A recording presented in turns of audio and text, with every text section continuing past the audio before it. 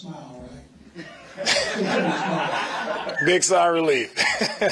So, can you tell us the difference in the first half and second half with the offense, and then describe about that last drive, what totals in the winning game?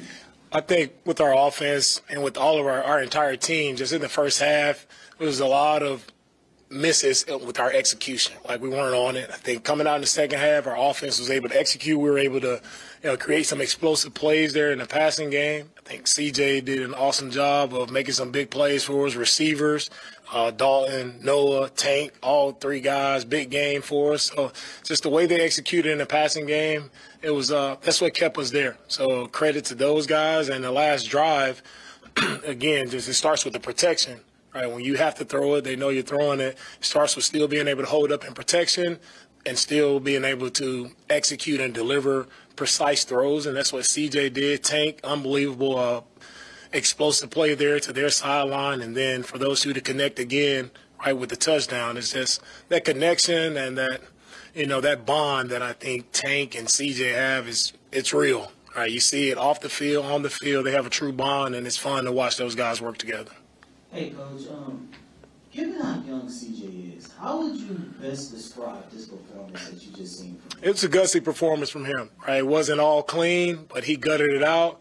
He was tough in the pocket, made some plays, right? Made some big-time throws for us, and the receivers, they were reliable for him. They made those catches. They made tough catches, made big plays for us, so it's all those guys working together. But CJ was just a very gutsy performance by him.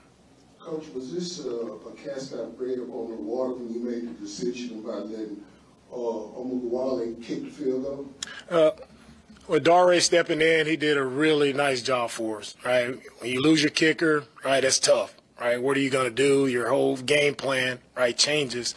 But Dare, he stepped up big time for us, for him to be able to kick off as many times as he did, right, create some touchbacks, but also for him, right, to kick the field goal. We were, confident he can make it from there, and he proved us right. So credit to Dare. He's truly, right, the player of the game. For him stepping up the way he did for us, it's outstanding by him. Well, DeMeco, obviously a lot of injuries today. Do you think most of them are minor, or do you have any clue at this point?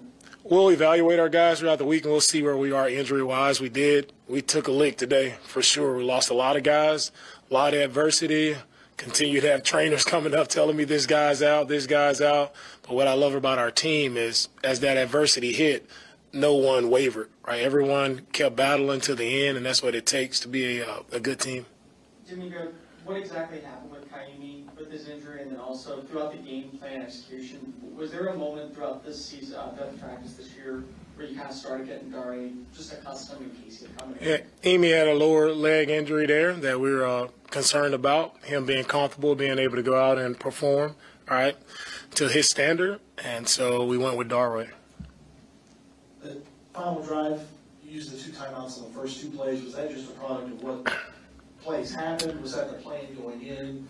And then does that sort of change, obviously, how much does that change what you're capable of doing when you don't have the timeouts? Yeah, it's all based on the plays and what happened, like where we are. Yeah, we would love to get out of bounds and, kind of stop the clock there, but we were able to keep the ball in bounds. The biggest thing is getting yards. And, we're fortunate to have those timeouts to be able to use them, and they helped us in that critical situation. Excuse me, DeMeco, can you talk about the performance of Schultz, that connection he had today, and just the adjustments that you guys made at the half? Yeah, Dalton played big for us today, right? One thing I love about Dalton is the hands. He has sure hands. He comes through in clutch moments, but also love the way he finished some of those runs today. It was really nice performance by him. Coach, do you feel like, based off on this side, Coach, do you feel like based on how this game played out, and I guess what the difference between last week not getting a lot of passes for CJ, this week obviously a big passing game for him, do you feel like y'all are sort of establishing an identity, or that this might be somewhat revealing on maybe a way to go about things for you guys in the future? As we continue to go each game, it changes, right? Whatever we have to do for that game, but we're a pretty good passing offense when we we do get the opportunity, we are executing, we are connecting when we should be connecting. We're a good passing offense. We have a good young quarterback, good core receivers that helps him be good in that. So we just have to rely on whatever strengths we have for that particular week, whoever we need to step up and make plays. That's what matters. You had 7 yards rushing in the first half, and you had a CJ on the option, Hutchinson on an end around.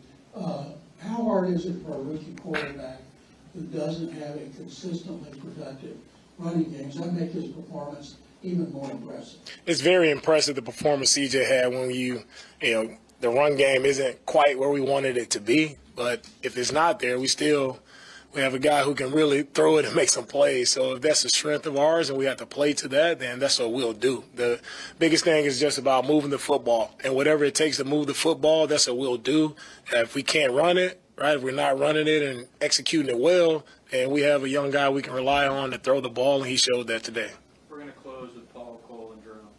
There was a lot of talk this week about being more explosive on offense. Obviously, that happened a lot today. Can you plan for that to happen, or is that something that just kind of naturally unfolds, assuming your team's executing? We always want our offense to be explosive, always encouraging them to be explosive because we have explosive playmakers, right? And Tank and Nico, Noah, we have explosive playmakers all over the field. It's just a matter of us being able to all 11 play together, right? Protect, give ourselves time to make those plays, and the receivers, when their number is called, it's time for them to step up and make the play, and that's what they did. When their number was called today, they made big time plays, whether it was the catch and run aspect of it or being able to complete deep shots down the field. DeMeco, you kind of already brought up Noah Brown having another big time day. Where have you noticed him kind of take that next step since coming back off the injury?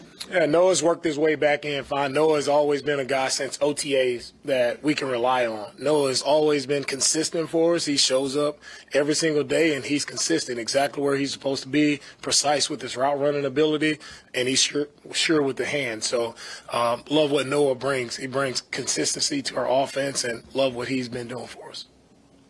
DeMeco, there's an awful lot of talk about culture. What does it say about this team? You guys got a couple tough losses where the team scored late on you to beat you. You look like this could have been one of those today, but you guys went back out there knocked down and just went out to make the plays to win the game. Yeah, with the culture, it's about believing in each other. That's one thing I mentioned to our guys pregame before we went out there. Like, everybody just lean on each other, believe in each other, right? And we come back in this locker room, let's make sure we come back with the win, no matter what it takes. And that's what I saw today. I saw a team gritted out when things, of course, they didn't go our way, right? We didn't get stops when we should have got stops, right? We lose our kicker.